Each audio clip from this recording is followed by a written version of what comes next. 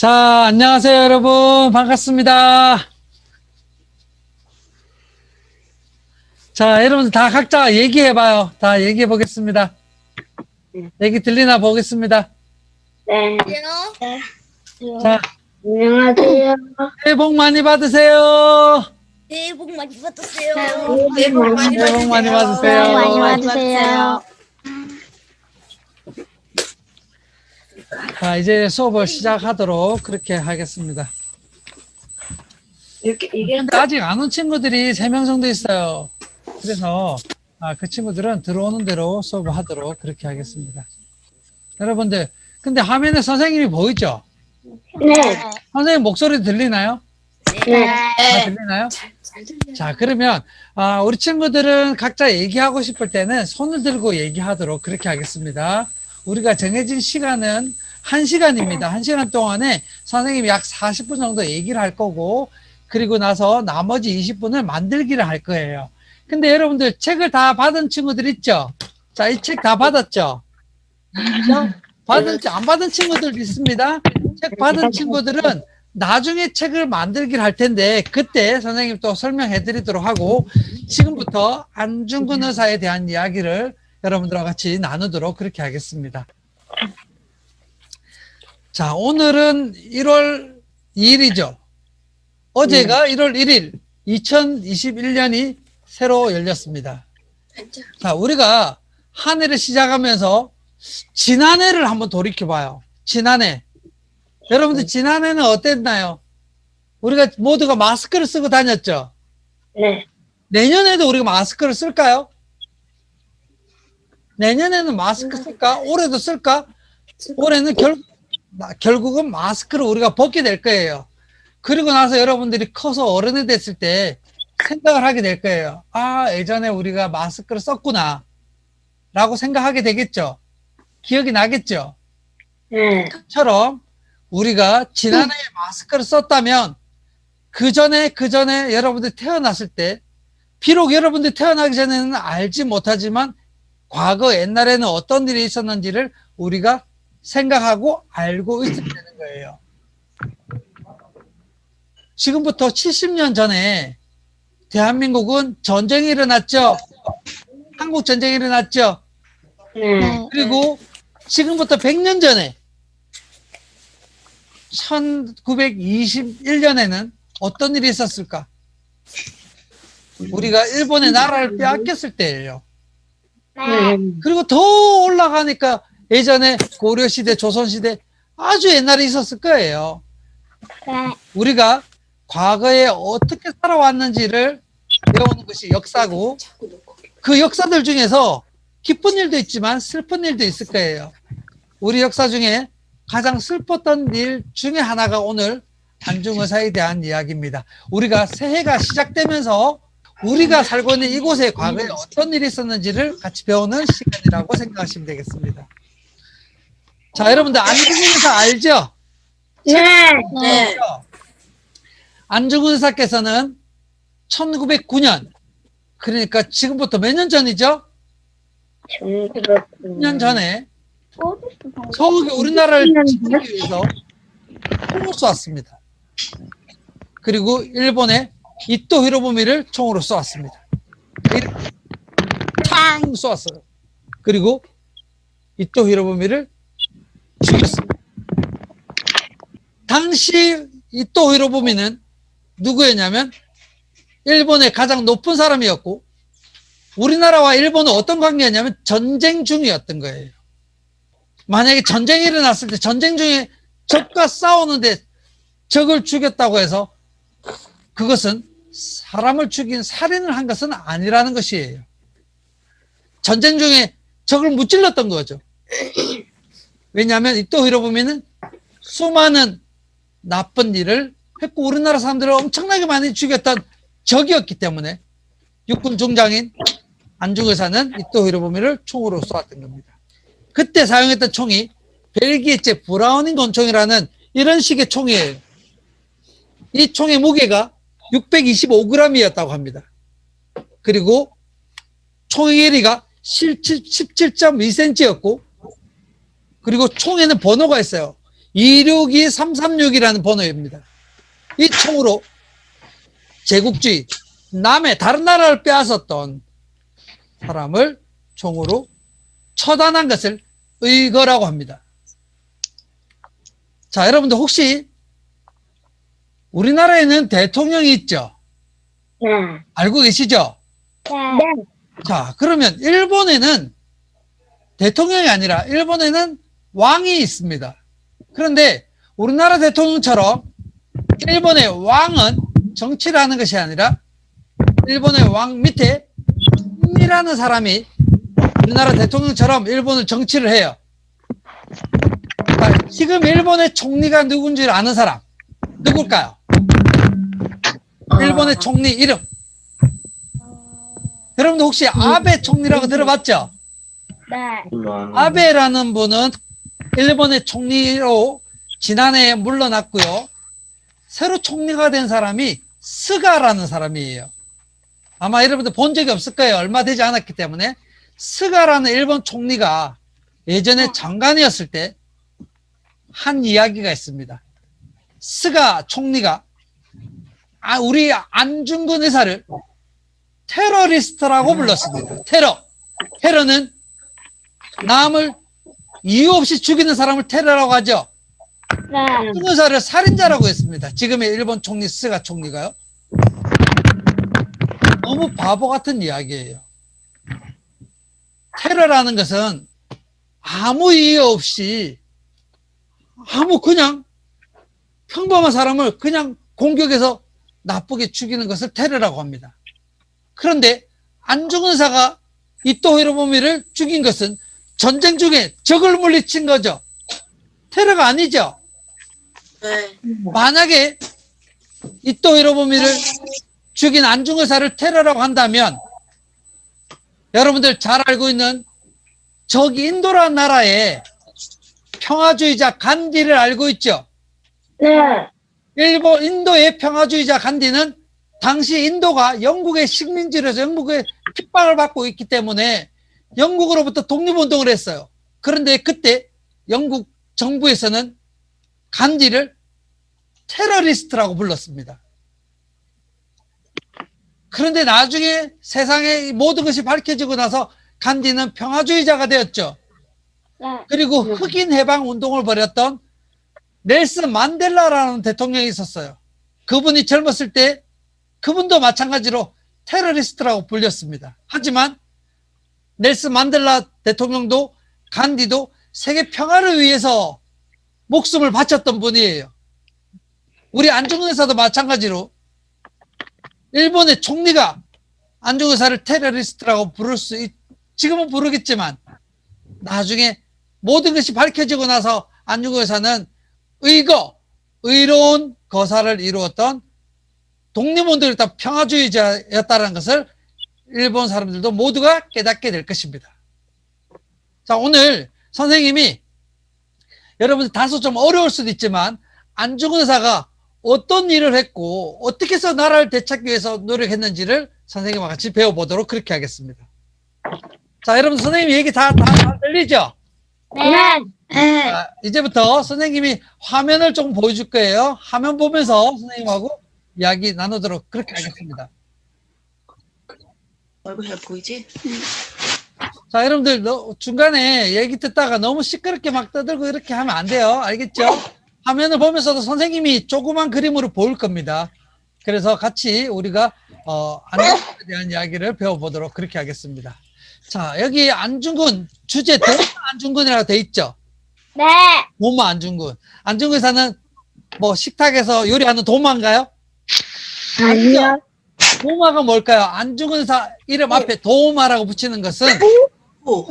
도마는요, 여러분들 안중근 의사께서 종교를 가지고 있었어요. 천주교 신자였어요. 그래서 안중근 의사께서는 천주교에 가면 천주교 이름을 지어줍니다. 그게 토마스라는 이름이었어요. 토마스 안중근이었어요. 안중근 의사를 천주교에서는 토마스라고 불렀기 때문에 이 토마스를 우리말로 도마라고 하는 것이에요. 그래서 도마 안중근은 세례명인 천주교 이름으로 토마스를 도마라고 부르기 때문에 우리가 도마 안중근이다 라고 이렇게 얘기하는 거고요. 자, 오늘 배울 게 안중근사의 일생, 어떻게 태어나고 어떻게 자랐고, 그리고 두 번째, 그 당시 우리나라 시대는 어땠는지, 일본과 우리나라 관계는 어땠는지를 배울 거고요. 그리고 또 단지동맹, 손가락을 자르면서 나라를 되찾고자 노력했던 단지동맹에 대해서도 배우고, 그리고 네 번째, 하얼빈에서 이토 히로부미를 물리쳤던 이야기를 또 배울 거고요.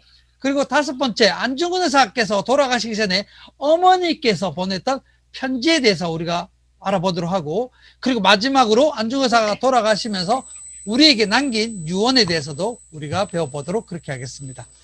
자, 도마 안중근은 1876년이니까 지금부터 약 몇 년 전이에요. 거의 150년 전에 태어나셨어요. 그리고 지금부터 110년 전쯤에 돌아가시게 되었고, 아까 방금 말씀드린 것처럼 이 도마라는 것은 안중근 의사의 세대명, 천주교식 이름이 토마스이기 때문에 도마라는 겁니다. 자, 왼쪽에 계신 분이 안중근 의사의 아버지고, 오른쪽에 계신 분이 안중근 의사의 어머니세요. 자, 안중근 의사의 아버지와 어머니입니다. 자, 그런데 이 아버님은요, 안태훈이라는 분은요, 누구랑 잘 알았냐면, 한때 김구라는, 여러분들 김구 선생님 알죠? 네. 김구 선생님하고도 잘 알았어요. 왜냐하면 동학농민운동에 관련돼 있었고, 이 안태훈 선생님은 과거 시험을 쳐서 과거에 급제를 해서 진사로 근무했습니다. 그리고 이 안태훈 선생님이 안중근 의사의 아버지고요. 할아버지는 저 진해라는 곳의 현감, 그러니까 당시 무관이었어요. 그러니까 장군 같은 분이었습니다. 그리고 아버지는 공부를 열심히 잘해서 과거에 합격했던, 할아버지가 무관이었고 아버지는 문관이었기 때문에 무술도 잘하고, 그리고 집안이 공부도 잘했던 그런 집안에 태어났고요. 어머니, 여기 안중근 의사의 어머니 조마리아 여사께서는 어릴 적부터 천주교를 믿었기 때문에 이 두 번의 교육 아래서 안중근 의사는 어릴 때부터 유복하게 아주 잘 사는 집의 부잣집 아들이었어요. 그러면서 공부도 잘했고 무술도 잘하고, 그리고 활도 잘 쏘고 말도 잘 타고, 그렇게 사격도 아주 잘했던 그런 솜씨가 좋은 그런 청년이었습니다. 안중근 의사 오른쪽에 사진 보이죠? 사진 보시는 것처럼 이렇게 아주 늠름하게 생겼습니다. 자, 이 안중근 의사께서 어떻게 해서 나라를 구하기 위해서 목숨 바쳤는가? 선생님과 같이 배웠는데요. 자, 그 당시 시대적 배경은 어땠는가? 이때 안중근 의사가 젊었을 때 우리나라에 어떤 일이 있었는지를 우리가 잠시 보도록 하겠습니다. 자, 우리와 일본의 관계는 무려 2000년 정도의 역사적으로 우리나라와 일본이 오랜 역사를 이어왔어요. 왜냐하면 일본은 섬나라이기 때문에 모든 문화를 우리나라로부터 건네받을 수밖에 없었습니다. 옛날에 일본은 백제가 우리나라의 전성기였었던 그 지금부터 1600년 전에 일본은 아주 문화적으로 수준이 낮았어요. 그래서 백제 왕인이라는 박사가 일본에 가서 글자도 가르쳐주고, 왕인 박사가 일본에 가서 집 짓는 방법도 가르쳐주고, 그리고 그릇 만드는 방법을 가르쳐주고, 사람답게 살 수 있도록 그렇게 만들어줬던 것이 바로 일본이에요. 그리고 또 조선시대 때 우리나라 조선통신사가 일본에 가면 일본 사람들이 막 길을 막고 서가지고 막 우리나라 사람들 우러러봤다고 합니다. 왜냐하면 우리는 예로부터 아주 문화적으로 수준이 높았던 그런 나라였기 때문이에요. 그런데 영원히 그럴 수는 없죠. 지금부터 150년 전에 일본은요, 우리나라보다 훨씬 더 빠르게 성장하기 시작했어요. 왜냐하면 1853년에 일본 앞바다에 미국 배가 나타나서 일본에 미국 사람들이 들어오기 시작했어요. 그리고 나서 1854년, 지금부터 170년 전에 일본과 미국이 서로 국제조약을 맺었어요. 그리고 일본 사람들은 전 세계를 돌아다니면서 일본이 어떻게 바뀌어야 되는지를 배웠고, 일본은 지금 사진에 보는 것처럼 이렇게 성장하게 됐어요.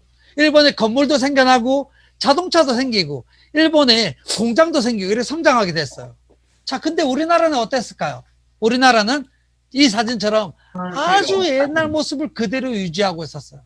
일본은 이렇게 성장해서 이제 커다란 힘이 세지고 있었는데 우리나라는 옛날 모습 그대로 유지하는 아주 옛날스러운 나라였기 때문에 일본이 훨씬 더 힘이 세진 거죠. 모든 문화는 우리나라로부터 일본으로 흘러 들어갔는데 언제를 기점으로 해서 이 강화도 조약, 지금부터 150년 전에 일본이 훨씬 더 커져서 우리는 옛날 모습 그대로니까 조선시대처럼 했었고 일본은 엄청 건물도 생기고 막 무기도 많이 생산하고 이런 나라로 바뀌었는데 1876년부터 역전이 됐어. 바뀌었어. 우리가 모든 문화를 일본으로부터 배워야 되는 상황이 돼버렸어요. 그리고 일본과 같이 우리는 근대식 조약을 처음 일본과 맺었는데 이때부터는 우리가 일본의 도움을 받지 않으면 안 되게끔 돼 있어요. 자, 그러다가 일본은 더 힘이 세져서 결국 일본은 청나라와 전쟁을 해서 청나라를 물리치고 우리나라에 들어와서 왕비를 죽였습니다. 명성황후죠. 우리 고종 황제의 부인이었던 우리 국모 왕비를 죽였습니다. 우리나라는 왕은요 당시 무서워서 러시아 사람들이 사는 곳에 가서 숨어 있었어요. 아간파천이라고 숨어 있었고 우리 왕비를 죽였고 그리고 나서 일본은 러시아와 전쟁에서 러시아를 물리치고 우리나라의 외교권을 빼앗았습니다.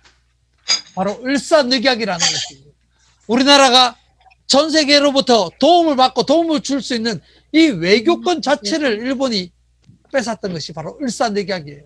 이제 우리나라는 다른 나라에 도움 받지도 못합니다. 다른 나라 얘기하지도 못합니다. 모든 것을 일본을 통해서 해야 됩니다. 우리나라 왕이 그것을 허락하지 않았어요.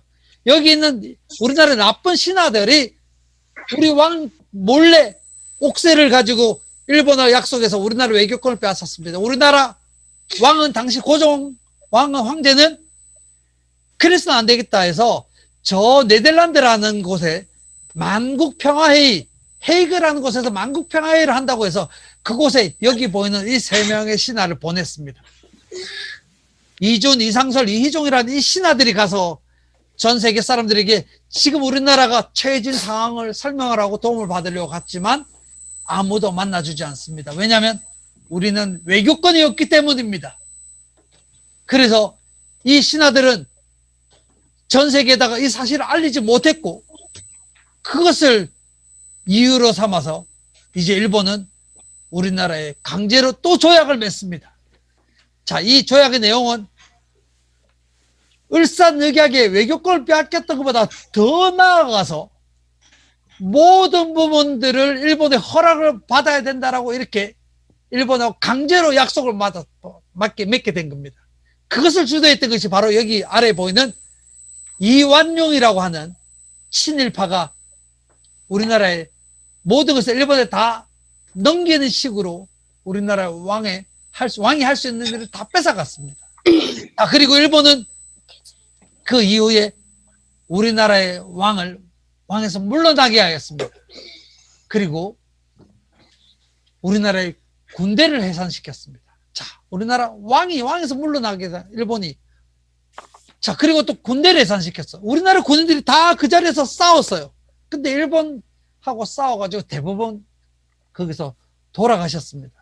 다 돌아가셨어요. 그리고 살아남은 분들이 뿔뿔이 흩어져가지고 만주 가서 독립운동을 이제 독립군이 만들어진 거야. 자, 이때부터 일본하고 우리하고 전쟁이 일어난 거예요. 이 전쟁이 1907년에 정미의병 전쟁입니다.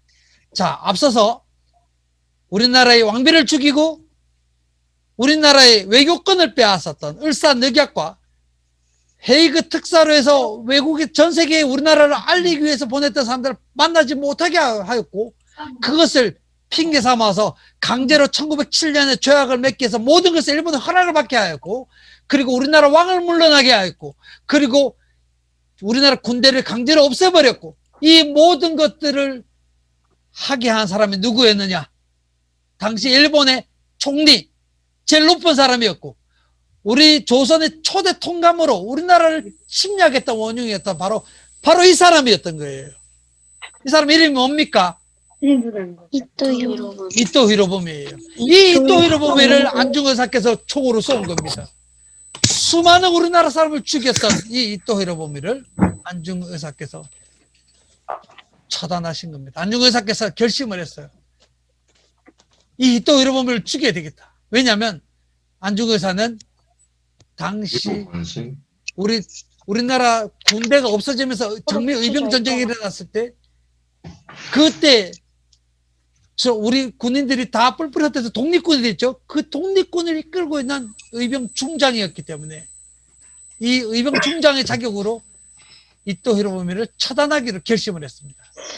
자, 그리고 그때 12명이 모였어요. 12명이 모여가지고 같이 힘을 합치자라고 이렇게 안중근 의사하고 약속을 했어요. 그리고 나서 11명의 동지가 서로 무명지 왼쪽 손가락 여기 이 마디를 잘라서 여러분들 여기 보니까 지장을 찌른 거 보니까 손가락이 네 번째 손가락이 없죠? 네. 이걸 자르면서 약속을 했어. 우리가 이 고통을 견뎌서 3년 안에 우리가 빼앗긴 우리나라를 되찾자라고 11명의 동지가 약속을 한 거예요. 그게 바로 단지 동맹이에요. 진짜로 단지, 단은요, 자르다라는 말이에요. 그리고 지는 손가락을 잘라서 흐르는 피로 보이는 선생님 뒤에도 이 태극기가 있죠. 대한독립이라고 있죠. 여기에 대한독립이라는 이 피로 쓴 태극기를 그리면서 11명의 동지가 단지 동맹을 맺습니다. 자, 그리고 3년 안에 나라를 되찾자라고 약속합니다. 그리고 하얼빈에서 1909년 안중근 의사께서 이토 히로부미를 처단합니다. 자, 이때 어떻게 했었냐? 자, 여러분들, 선생님이 우리 어린 친구들이라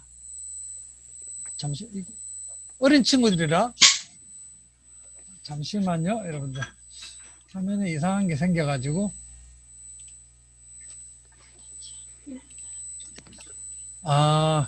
지금 누가 터치를 했네, 그죠? 자, 여기 터치를 했는데, 저 더 이상 터치하지 않도록 하겠습니다. 자, 이 이토 히로부미를 안중근 의사께서 총으로 차단했을 당시에, 이 하얼빈이라는 곳이에요. 지금 이 하얼빈은 중국 땅입니다만, 그 당시는 이곳은 러시아가 차지하고 있었습니다.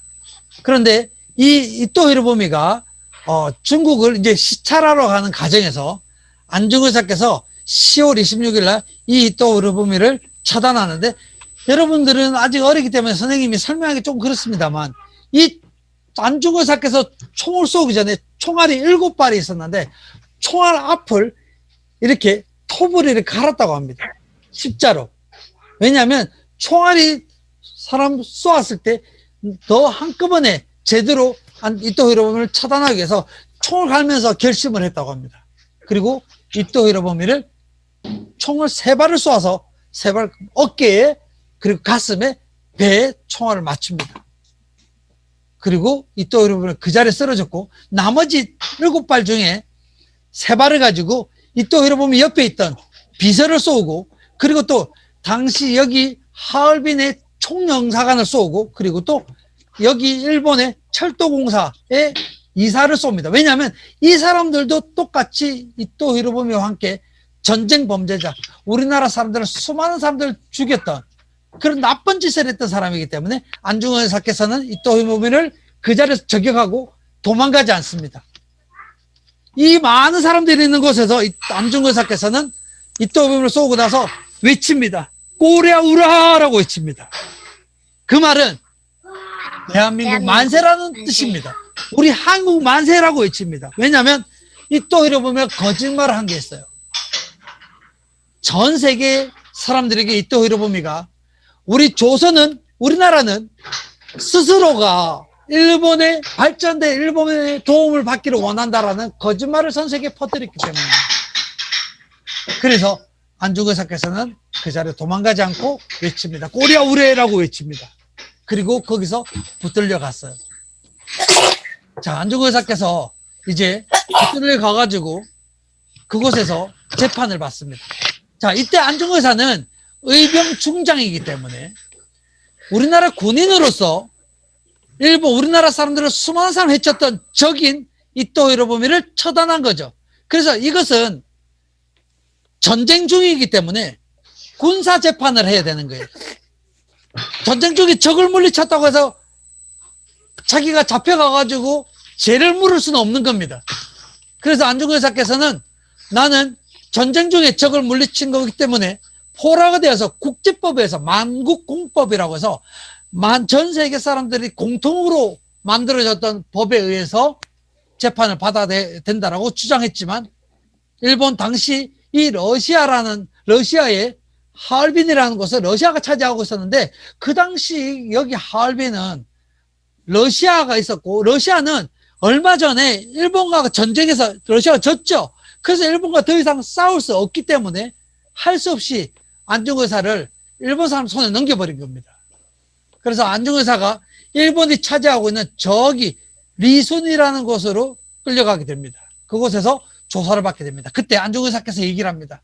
이토 히로부미를 처단한 이유에 대해서 첫 번째 이유, 안중근 의사께서 말씀하신 이토 히로부미가 죽어야 되는 이유가 바로 우리나라의 왕비였던 그러니까 명성황후를 시해했던 죽였던 죄를 지은 것이 바로 이토 히로부미다. 두 번째, 이토 히로부미는 우리나라 왕에서 물러나게 하였다. 강제로 물러나게 하였다. 세 번째, 이토 히로부미는 을사늑약 우리나라 외교권을 빼앗아갖고 정미칠조약으로 모든 것을 일본이 강탈해가는 그런 강제로 조약을 맺은 그런 나쁜 짓을 했고, 네 번째, 이토 히로부미는 아무 죄 없는 우리나라 사람들을 학살하고 수많은 사람을 죽였다.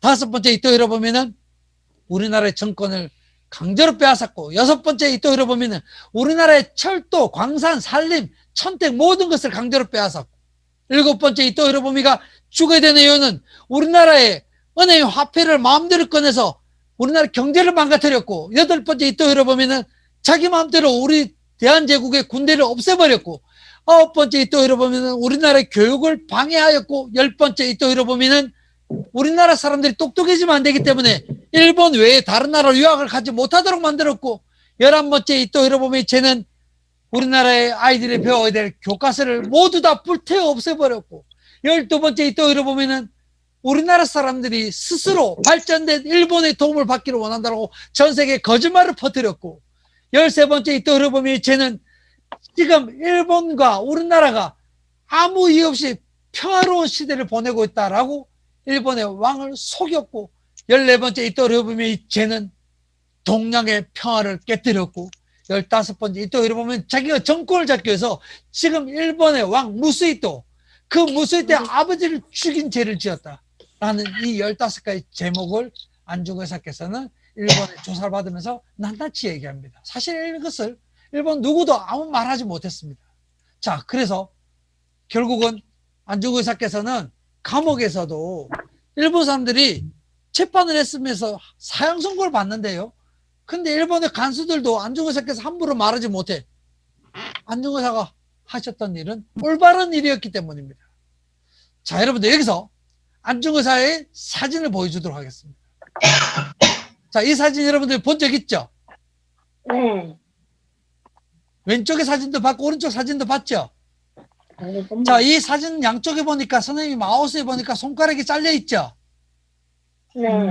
자, 이게 단지동맹, 그러니까 손가락을 자르면서 우리나라를 되찾고자 약속했던 11명의 동지가 약속했던 단지동맹이라는 거죠. 그죠? 자, 그리고 이 안중근 의사 모습을 우리 일본 사람들이 붙잡아서 이제 막 이건 매질을 하고 고문을 하고 찍었던 사진인데요. 원래 모습은 이렇게 아주 늠름한 모습이에요. 자, 이렇게 잘생긴 안중근 의사를 고문을 해서 이렇게 만들어 놓은 겁니다. 그리고 사진을 찍었을 때. 근데 이상하다. 왜 이 사진을 보니까 일본 사람들이 왜 사진을 이렇게 찍었을까요? 자, 여기 보니까 손가락이 잘려있는 이것을 왜 보여줬을까요? 일본 사람들은. 이것은 분명히 나쁜 죄를 지었던 이토 히로부미를 처단하고 우리나라의 독립을 하기 위해서 자른 손가락을 왜 전 세계 사람들에게 이렇게 손가락을 보여줬을까? 이상하죠? 왜 그랬을까요? 자, 여기는 이유가 있습니다. 자, 이것은 분명히 우리나라 안중근 의사께서 단지동맹으로 우리나라를 되찾기 위해서 손가락을 자른 것임에도 불구하고 일본 사람들은 이 손가락을 자랐던 이 모습을 전 세계에 보여주면서 홍보를 했습니다. 뭐라고 홍보했냐? 이 단지 손가락을 자르는 것은 조선 사람들은 옛날부터 죄 없는 남을 살해하기 전에 손가락을 자르는 풍습이 있다라고 이렇게 거짓말을 퍼뜨렸던 거예요. 그리고 이 사진을 찍어서 이렇게 전 세계 사람들에게 알렸던 것입니다. 동맹의 의미를 아주 바꿔버려서 조선 사람들은 전 세계 사람들에게 살인을 하기 위해서 남을 죽이기 위해 손가락을 자르는 풍습이 있다고 이렇게 이야기를 꾸며내서 전 세계에 알렸던 것입니다. 자, 안중근 의사께서는 적을 물리치면서도 불구하고 결국은 붙들려 가서 처형당하게 됩니다. 안중근 의사께서 감옥에 있을 때 부모님께, 어머니께 편지를 보냈습니다. 자, 이 모습은 안중근 의사께서 사형 선고를 받던 그때의 모습이고요. 안중근 의사께서 엄마에게 편지를 보냈어요. 자, 여러분들 잘 들리죠? 선생님 얘기 듣고 있죠? 선생님 얘기 듣고 있나요? 네. 아, 듣고 있나요? 자기 여러분들 앞에서 폰을 보는 친구나 패드나 컴퓨터 앞에서 여러분들 개인적으로 막 얘기하지 마시고 하고 싶은 얘기 있으면 선생님한테 얘기해야 됩니다. 자, 지금 뭘 하냐? 안중근 의사께서 감옥에서 엄마에게 편지를 보냈어요. 편지 내용을 선생님이 읽어줄 거예요. 여러분들은 아마 엄마가 아들에게 보낸 편지는 본 적이 있을 겁니다. 자, 이 편지는 아들 안중근이 죽기 전에 엄마에게 보냈습니다. 내용이 조금 어렵기 때문에 선생님이 잘 알아들을 수 있도록 얘기하겠습니다. 안중근 의사께서 어머니께 보낸 편지입니다. 불초한 자식은 감히 한 말씀 어머니께 올리려 합니다. 이 불효자식은 엄마에게 말씀드리겠습니다. 엎드려서 바라건대 이 아들의 막심한 불효와 아침 저녁 이제 인사도 드리지 못함을 용서하십시오. 이 이슬같이 허무한 세상에서 감정을 이기지 못하고 이 불처자를 너무나 생각해 주시니 훗날 천당에서 만나뵐 것을 바라며 또 기도합니다. 나중에 결국 하늘나라에서 뵙고 그때 인사드릴 것을 기도합니다. 지금 세상이야 모든 것이 하느님의 뜻에 달려있기 때문에 어머니 마음 편하게 계시고 그리고 마음 편하게 계시기를 이 아들은 바랄 뿐입니다. 어머니, 저희 아들 분도는 나중에 커서 하나님의 아들이 돼서 신부님이 될 수 있도록 해주시고 이 모든 우리 아들을 천주님께 바쳐주셔서 키워주십시오. 그리고 더 드릴 말씀 많이 있으나 훗날 하늘나라에서 기쁘게 만나 뵙고 나서 더 자세히 말씀드리겠습니다.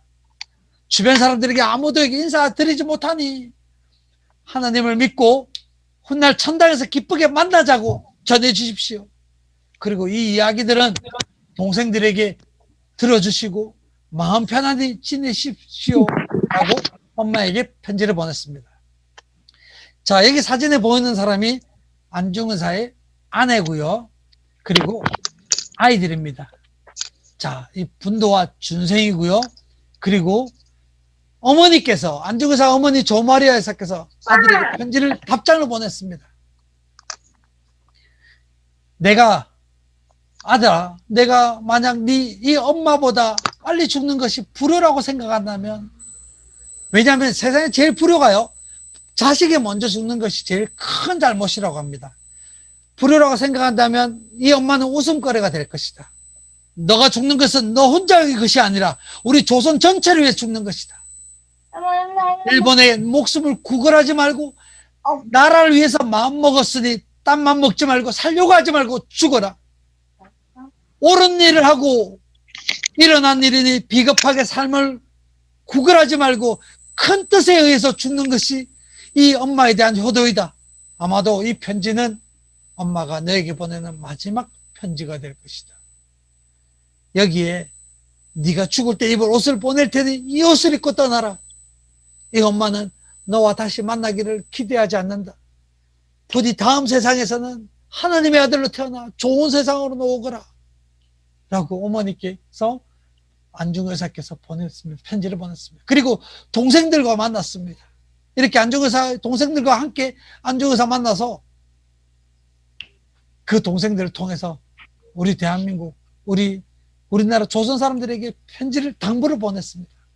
내가 한국의 독립을 되찾고 평화를 지키기 위해서 3년 동안 해외를 돌아다니면서 내가 그 업을 이루려고 했으나 그 목적을 이루지 못했고, 여기서 죽으니 우리 모든 국민들이여 스스로 각자 노력해서 열심히 공부하고 농업, 공업, 상업 열심히 일을 해서 내 뜻을 이어서 우리나라의 독립을 되찾으면 난 죽어도 여한이 없겠다 라고 이렇게 당부를 남기셨고, 안중근 의사께서는 결국은 돌아가시게 됩니다. 자, 이 사진이 안중근 의사께서 돌아가시는 1910년 돌아가신 4시간 전의 모습입니다. 이렇게 어머니께서 보내진 수의를 입고 결국은 사형장으로 끌려가서 돌아가십니다.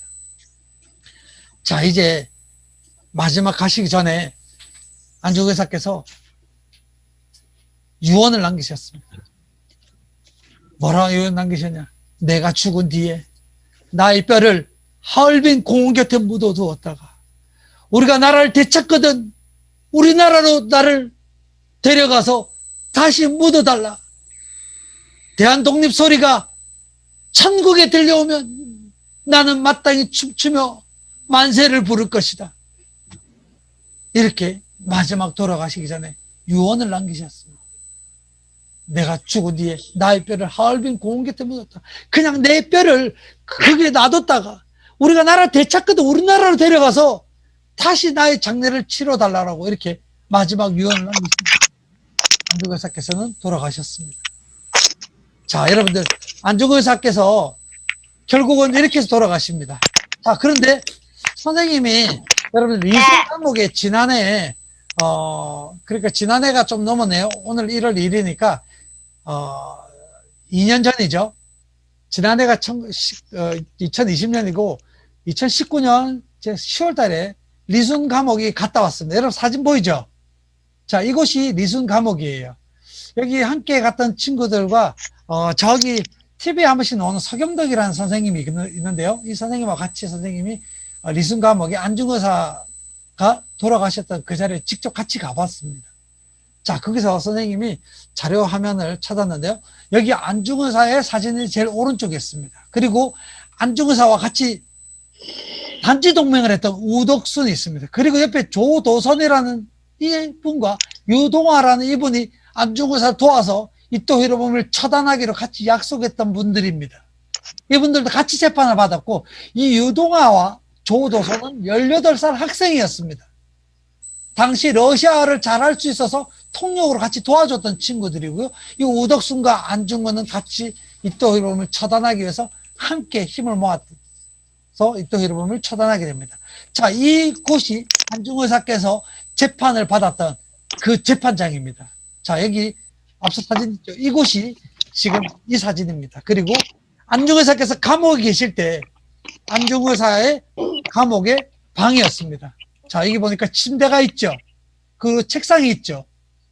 이 책상에서 안중근 의사께서 사용했던 여기 벼루와 먹과 벼루고 그리고 펜들이 붓이 있었고, 이곳에서 안중근 의사께서 책도 쓰면서 글도 쓰시면서 이곳에서 여생을 마치게 되었습니다.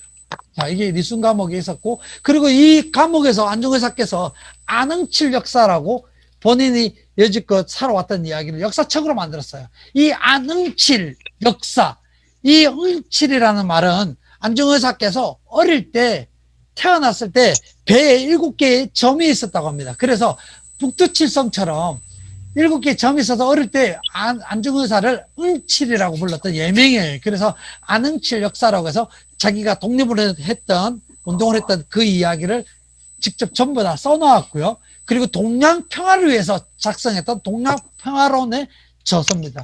그곳에서 작성을 했었고, 그리고 수많은 글들을 남겼었습니다. 자, 이 사진은 안중근 의사께서 처형당했던 그곳의 사진입니다. 그리고 이곳은 안중근 의사께서 처형당해서 돌아가셨던 그곳을 그대로 만들어 놓았던 겁니다.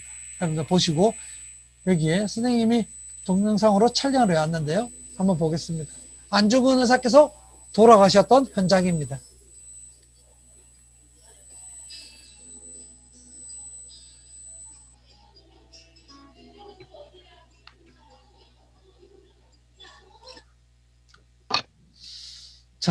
선생님이 안중의사께서 돌아가시고 나서 어떻게 처리했다라는 것은 방금 금방 지나갔습니다. 너무 끔찍해서 여러분들에게 설명해 줄 수가 없어요. 지금 리순 감옥은 어떻게 되어 있는가? 안중의사께서 돌아가셨던 곳의 모습을 선생님이 사진을 담아 왔는데 이렇게 안중의사를 모셔놨습니다.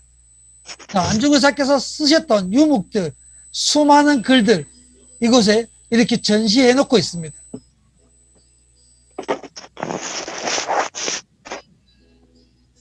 안중의사는 우리나라에서만의 영웅이 아니라 전 세계적인 영웅이기 때문에 간디 같은 넬슨 만델라 같은 그런 분이기 때문에 이 리순 감옥에 안중의사의 흔적들을 이렇게 모셔놓았습니다.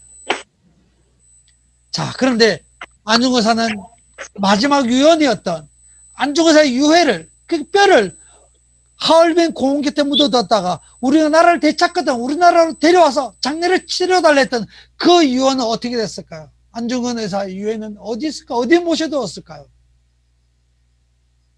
자, 여러분들, 안중근 의사께서 여기 지도에 보면 하얼빈이라는 곳은 이곳에서 이쪽 일본을 차단했습니다만 여기 리순이라는 이곳은 일본이 차지하고 있었기 때문에 일부러 차로 11시간 넘는 이곳까지 안중의사를 끌고 와서 여기서 안중의사를 죄를 물어서는 되지 않는 것입니다. 왜냐하면 안중의사는 전쟁 중에 적을 물리친 것이기 때문입니다. 그런데 이곳은 일본이 차지하고 있기 때문에 세계의 법이 아니라 일본 법에 의해서 안중의사는 결국은 급하게 처단되어서 안중의사를 사형을 시킨 겁니다.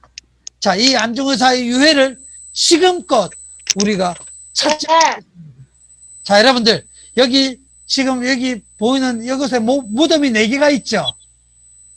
여러분, 무덤 보이죠? 다 보이나요? 네. 자, 여기 무덤이 누구의 무덤이냐? 이 가운데 태극기 앞에 있는 무덤이 윤봉길 의사의 무덤입니다. 그리고 이봉창 의사, 백정기 의사의 무덤입니다. 다 독립운동했던 윤봉길 알죠? 도시락 폭탄 윤봉길. 일본 왕궁에서 폭탄 던졌던 이봉창, 이 백정기 의사, 이 3명의 무덤 옆에 왼쪽에 무덤이 있습니다. 비석이 없는 곳 있죠? 바로 이것이 가묘라고 해서 안중의사가 언제라도 우리나라에 돌아왔을 때 묻어야 될 곳을 이미 미리 만들어 놓은 것이지 지금껏 안중의사의 유해는 발굴하지 못했습니다. 찾지 못했습니다. 나라를 위해서 목숨 바쳤던 이 안중의사의 유해를 지금도 찾지 못해서 찾고 있는 중입니다. 우리나라를 위해서 목숨 바쳤던 그분들이 우리가 결국 우리나라에 모셔와야지 나중에 앞으로도 또 이런 일이 있어서는 되진 않겠지만 나라를 위해서 목숨 바쳤던 분들은 우리가 책임져 줘야 되는 것입니다. 지금도 리순 감옥에 어디에 있는지 안중의사의 그런 무덤, 뼈는 시신은 찾지 못했습니다만 이곳에 우리가 언제라도 모시고 와야 된다는 거 여러분들 꼭 잊지 말아야 되겠습니다. 자, 오늘 선생님 이야기는 이걸로 마치고요. 여러분들 같이 만들기를 시작하도록 하겠습니다. 자, 여러분들 이 책을 한번 다 펼쳐보겠습니다. 한번 보겠습니다. 책 가지고 있죠? 책을 다 꺼내보겠습니다. 자, 책 내용을 선생님이 보면, 자, 페이지를 열고 선생님이 이미 다 만들었어요. 이렇게 열어보겠습니다. 열어보고, 여러분들도 만들기를 마무리해 보도록 하겠습니다. 책이 없는 친구들이 몇 명 있습니다. 그 친구들은 나중에 책을 선생님이 필요하게 되면 보내드리도록 하고, 책 만들기를 할 텐데요. 선생님과 같이 지금 선생님이 화면을 다시 보여주겠습니다. 책 만들기 할 수 있는 화면을 보여줄 테니까 같이 보도록 하겠습니다. 자, 책 만들기. 자, 종이를 다 이렇게 오렸죠? 그죠? 네. 끝났죠? 자, 오렸으면 첫 번째 여기 표지를 꾸미도록 하겠습니다. 여기에 보면 제목이 있죠? 자, 이 제목을 풀칠을 전부 다 하면 안 되겠죠? 반만 하겠죠. 반만 조금만 해서 이렇게 여러분들 안중의사 수의가 있죠. 안중의사께서 돌아가실 때 입은 옷, 이 옷은 어머니 조마리아에 보냈다가 수의에다가 이렇게 붙이도록 하겠습니다. 이만큼만 풀칠해서 붙이도록 하겠습니다.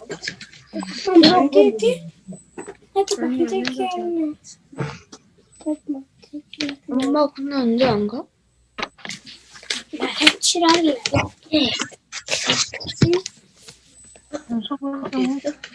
거기다 해도 되고. 한번 여기 달라 그랬지. 자, 다 붙였나요? 그럼 되겠다. 이 말이 맞다. 이렇게 할 거니까. 붙어 있었다고요, 원래. 이건 이걸 여기다 붙이면은 안 되지. 그럼 이거를 딱 하고 자, 표지 다 붙였죠? 네.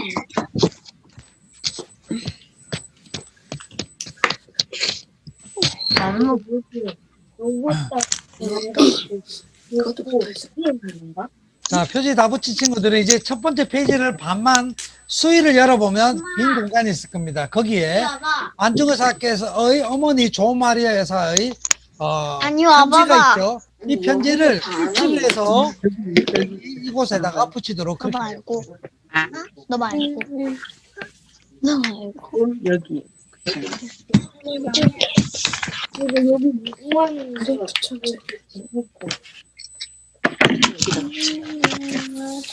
이상하게 넘어서 제가 TV를 봤는데 이번 학기에 한번 안 찍어도 쓰러지. 뭘 찍어 여기 두 마리는 좋네. 여기는 그래, 하라니까 조금 있거든. 할아버지 불안한 게 있었는데 엄마 핸드폰 켜려고 했는데 아빠 이런. 근데 이번 이거 언제 와? 아, 들린다고 좀. 아니 이거 만들기 전에 만들기 책이 없어. 뭐 하는데, 좀. 자, 만들기. 다 붙인 친구들은 이제 내용을 다음 페이지를 한번 보겠습니다. 자, 조마리아 여사가 붙였죠. 그리고 아래쪽에 보니까 무궁화 아래 어머니 조마리아 여사 내용을 좀 봐. 왼쪽에 보면 조금 아래. 수의가 무엇인가 안중의사께서 돌아가실 때 입었을 이 수의에 대한 내용을 이 종이에 적어놨으니까 이 내용을 여기 무궁화 아래에다가 붙이도록 하겠습니다. 쭉 내는 것을 자기 엄마가 만들어준 거야. 자, 이게 다 붙인 친구들이 이제 또 넘어가겠습니다. 자, 첫 번째 우리 페이지를 넘기니까 가운데 대한독립이 있고 그리고 안중의사의 손바닥이 있고 그리고 여기 안중의사 사진이 있죠. 왼쪽에 안중의사에 대한 내용을 적고 오른쪽 왼쪽 아래에 초가집이 안중의사께서 태어나셨던 생가예요. 안중의사의 집입니다. 그 위에다가 그림을 붙이고 화면에 보는 것처럼 안중의사 바로 밑에다가는 이 브라우닝 권총, 벨기 있죠. 브라우닝 권총. 자, 이 권총을 붙이고 그 아래는 안중근 의사의 글이었던 경천을 붙이도록 하겠습니다. 이 내용들을 화면에 보이는 것처럼 아니, 이거 먼저 오른쪽에는 순서대로 해야지. 안중의사와 우덕순, 유동화 이 18살 청년입니다. 이 사진을 붙이고요. 이 사진은 안중의사께서 의거를 하기 전에 세메사 사진관에 가서 옷을 사입고 일본인인 것처럼 이런 선생님이 입은 이런 코트 같은 것을 입고 사진관에 가서 세메에서 나란히 사진을 찍었습니다. 그 사진입니다. 자, 안중의사, 우덕순, 유동화, 안지동맹회를 통해서 우리나라를 되찾고자 같이 의거를 했었던 이 동지들의 사진을 여기다가 붙이고 그 아래 이제 안중의사의 단지동맹이라는 내용을 같이 붙이고 그렇게 하겠습니다. 여기 있잖아. 잠깐만, 아니다, 여기다. 준우가 이거 붙이고, 자, 화면에 보이는 모양으로 붙이면 되겠습니다. 여기잖아.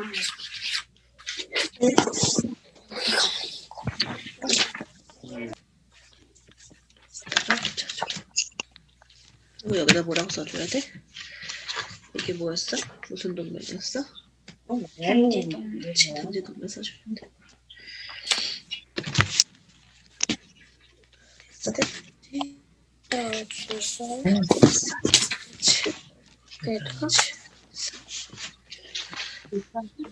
자, 이 아래에 보니까 유목이 2개가 있죠. 그죠?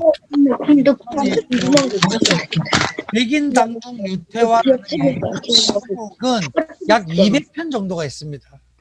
200편 정도를 아까 그 감옥에 그곳에 여러분 벽과 모루 붓이 있었죠. 그곳에서 이 글을 아주 명필이었기 때문에 일본의 간수 그러니까 일본의 이제 일본인들 교도소에 근무하는 사람들이 서로가 이 글을 한자 받기 위해서 엄청나게 안중의사에게 잘 보였다고 합니다.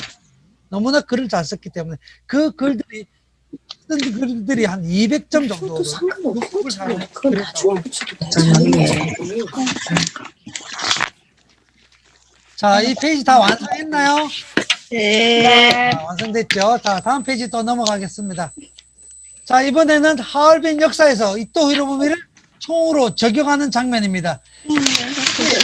선생님 아까 얘기했던 안중근 의사께서 이토 히로부미를 처단했던 15가지 제목에 대해서 여기 왼쪽에 붙이도록 그렇게 하겠습니다. 첫 번째, 우리나라 왕비였던 명성황후를 시해했던 죄. 두 번째, 우리나라 왕을 강제로 물러나게 했던 죄. 세 번째, 을사늑약과 나는 글을 쓰려고 했지. 그리고 이 15가지 제목이 적혀있는 이 안중근 의사께서 이토 히로부미를 처단했던 제약, 이 종이를 왼쪽에 붙이고요.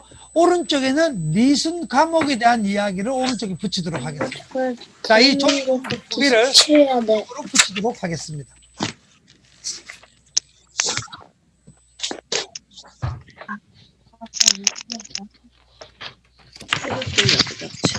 나중에 해야지. 쓸쓸한 거 맞네. 쓸쓸한 거 아니라 했잖아. 너무 아니라고 했잖아. 되어 있어. 알아. 멋지다. 그럼 기가 조심해 되면 이렇게 되면 잘 돼. 무시겠단 거 아니야?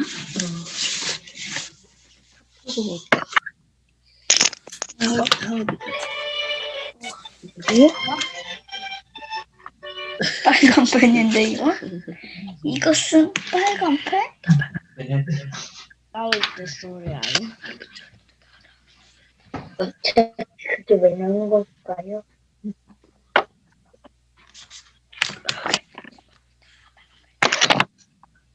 이제 심심한 타이거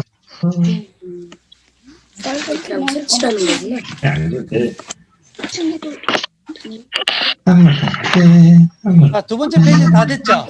아닌데. 다 됐나요? 근데 이거 자, 이제 여러분들 그 내용 중에 보면 빈칸이 있어요. 정답을 쓰는 곳이 있어요. 무슨 나무? 자, 여기 아래 안중의사 생가 있죠?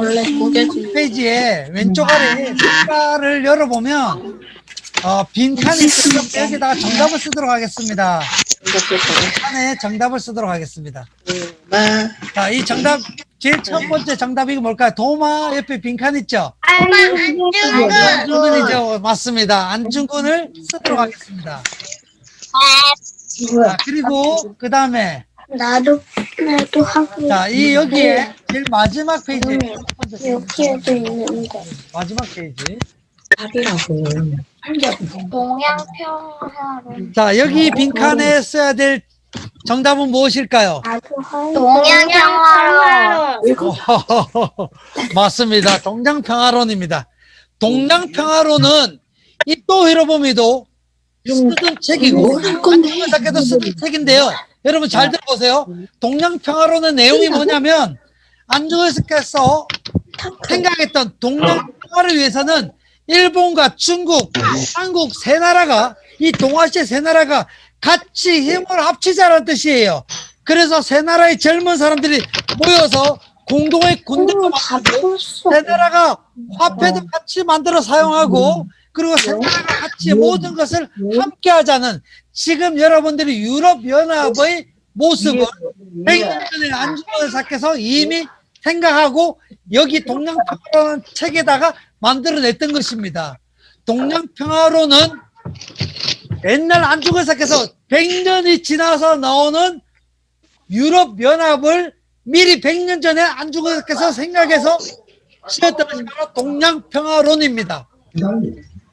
공동의 군대도 만들고 젊은 친구들 같이 공부도 하고 그리고 화폐도 같이 사용해서 전 세계의 이 동아시아가 하나의 힘이 되자라는 그런 마치 유럽연합 같은 것을 100년 전에 안중근 의사께서 생각했었다라는 것입니다. 자, 이곳의 정답은 동양평화론입니다. 자, 이제 또 정답을 작성할 곳인데요. 두 번째 페이지에 보니까 오른쪽에 여기 정답이 무엇일까요? 이 정답은 여러분 뭘까요? 바로 선생님 아까 보여드렸던 감옥. 의순가목. 이것은 중국의 따른이라는 도시 옆에 있는데요. 이곳은 당시에 러시아와 일본이 서로 차지하고 있었고 중국 땅이지만 중국은 청일전쟁에서 일본에게 졌고 그래서 그 따른이라는 곳, 이 리순이라는 곳은 일본이 차지하고 있었기 때문에 이곳에 일부러 저기 하얼빈에서부터 안중의사를 열몇 시간에 걸쳐서 이곳에 끌고 와서 여기서 일본식으로 재판했던 것이 그게 잘못된 것입니다. 안중의사는 만국공법에 의해서 전 세계 사람들이 다 같이 만들었던 전쟁 중에 일어났던 이 전쟁 포로로 해서 재판을 해야 됨에도 불구하고 일본 사람들이 자기 나라의 법에 의해서 총리를 죽였던 그 내용으로 결국 안중의사를 처형시켰던 아주 잘못된 것이죠.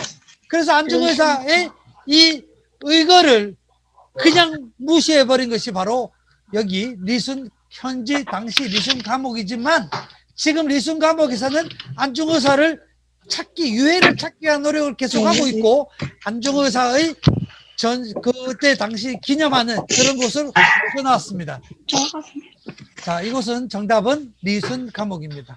자, 그리고 이제 또 여기 첫 번째 페이지에 보니까 여기 유동화, 우덕순, 안중근 이 아래 보니까 또 빈칸이 또 있죠. 자, 이 페이지 찾아서 여기의 빈칸은 뭘까요? 이 답은 무엇일까요?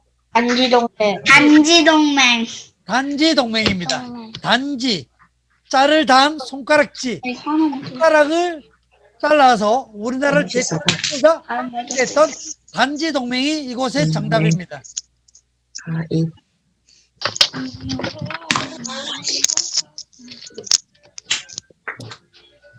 맞는 애도 있던데. 많이 있던데.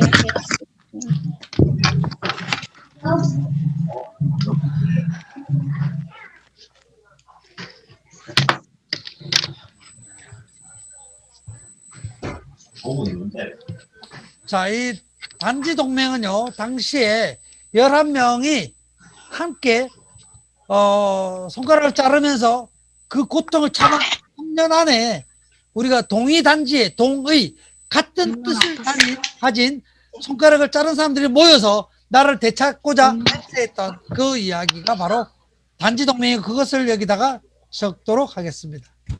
자, 이제 이야기가 다 끝났는데요. 자, 여러분들 되돌아가 보면 우리가 오늘 배워야 될 내용 중에 가장 중요한 것은 안중의사께서 당시 이토 히로부미를 처형한 것은 그냥 개인을 죽인 것이 아니라 우리 정미 의병 전쟁 중에 의병 중장의 자격으로 적을 물리친 것입니다.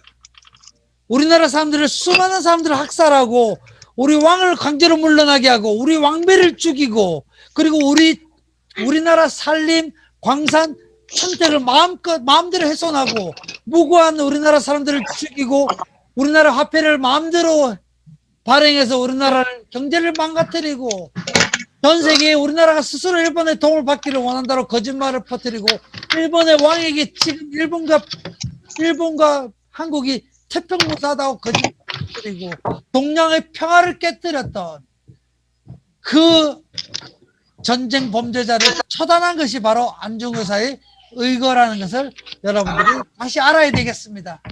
자, 오늘은 새해 첫날임에도 불구하고 우리가 슬펐던 이야기를 하게 되었고요. 우리가 이것을 배우는 것은 우리가 지난해에 있었던 일이 어떤 일이었었는지 코로나 때문에 우리가 모두가 힘들었죠. 그런 개인 인생을 잘해야 되는 걸 배우는 것처럼 100년 전에 나라를 빼앗겼던 것을 우리가 기억하고 알고 있어야지 다시는 그런 일을 겪지 않는 것입니다. 여러분들이 우리 역사를 제대로 이해할 수 있는 그런 시간이 됐기를 바랍니다. 자, 선생님이 다음 시간에도 다음 주에 여러분들 선생님이 원시인이 돼서 올 겁니다. 다음 시간에는 1월 8일인데요. 그때는 선사시대 우가 원시인 이야기를 하도록 하겠습니다. 분들은 다음 시간에는 여러분들 구석기 시대 알죠? 네. 시대 이야기 막 짐승 잡아먹는 이야기, 신석기 시대의 빗살무늬 토기 만드는 이야기, 다음 시간 원시인과 같이 이거 이야기 우리 나누는 비쌀 시간을 갖도록 하겠습니다. 흙 자, 깔고. 오늘 1시간 동안 너무 수고 많았고요. 다 같이 손을 들어봅니다. 자, 우리 다 같이 인사하도록 할게요. 인사는 큰 소리로 여러분들 외칩니다. 밖에 계신 엄마가, 같이 계신 엄마 깜짝 놀랄 수 있도록 사랑합니다 외치고 마치겠습니다. 선생님이 다 같이 인사 이러면 여러분 사랑합니다 이렇게 외치겠습니다. 알겠죠? 자, 큰 소리로 인사! 사랑합니다! 안녕! 또 돼요? 재밌나? 재미없네. 돼요? 나가도 돼요? 나갈게요. 안녕! 안녕히 가세요. 안녕!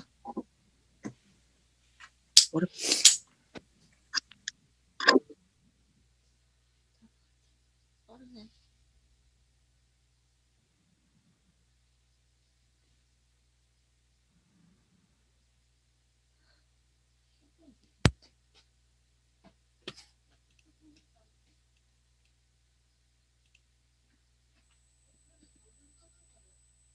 얘기가? 네, 좀 멘붕했다. 말도 너무 늦게 해. 나 너무 멘붕했다. 아까 그 지금 막 뭐가 자꾸 생기는 거야. 아, 그 누가 터치 이렇게 화면에 뭐 할 수 있게 그걸 꺼야 되나? 그런 거나, 그리고 아까 전화 오는 건 뭔데? 저런 거 뭐 세트 줌이랑 관련 없는 사람. 세트 왜 블로그랑 다르냐고 물어본다. 홈페이지랑. 난 또 써본다고 그러는데. 그전에는 또 카톡으로